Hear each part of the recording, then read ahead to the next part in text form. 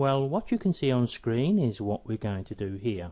We're going to create a custom transition. We're going to look at multivariant buttons, but we're also going to look at cropping within PicturesToExe as well. Multivariant buttons allow us to create a set of transitions which maybe have a left and right movement and also an up and down movement, and that can be selected by the arrow either pointing up, down, left or right. What we're going to create here is what I can quickly demonstrate with the mini player on screen. This contains 4 sections of this particular image. What we're going to do, we're going to use 5 rather than 4. So what we need to do is to cut our image up into 20% sections in a vertical way. Now we don't need an image editor for this. We're going to be working with the standard 1920 1080 images eventually, but of course to create a custom transition we don't need anything in the slide list at all.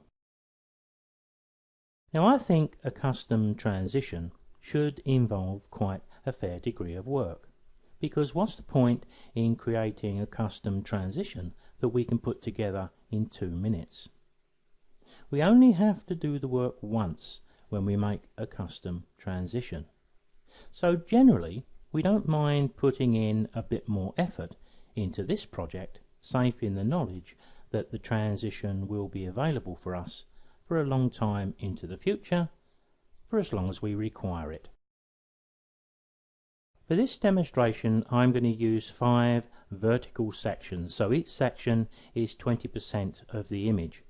But I've got another image here which uses exactly the same technique, but here we break the image down into 5% pieces, a lot more of them, and you can see the effect of that if I press play on the mini player. That's the one we're going to have a go at, but here's another version of much the same technique.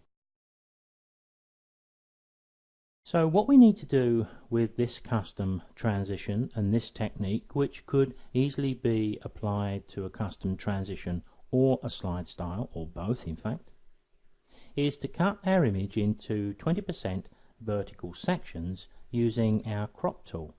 But this isn't the crop tool in Photoshop. I've just opened this chart up into Photoshop to demonstrate a little bit more graphically what we're actually going to do. So to cut these 20% sections from images in PicturesToExe, we actually need 5 copies of the image, as you can see here. But the good news is, if one of those copies was 1 megabyte and we add it 5 times, the whole lot doesn't add up to 5 megabyte. It still remains at 1. So we're not adding a great deal of weight to our slideshow. But what we've got to do, if you think about it, if we're going to start this process off, we've got to crop our image 80% from the right to create the first section that we wish to use. When we move on to the next image, we want to crop it 60% from the right, but 20% from the left, and so on all the way down. And you can see the correlation between each section. Now it won't be a bad idea if we've got something like this on a piece of paper in front of us before we start.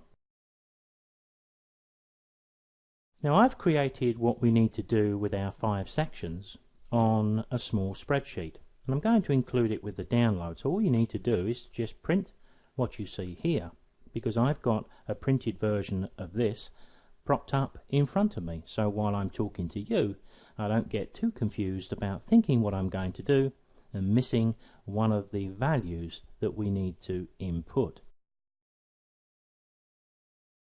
And if you're feeling just a little bit more ambitious, here we have all of the settings to increase the 5 sections we're going to demonstrate to 20, which means that each section is 5%, and you can see all of the settings here.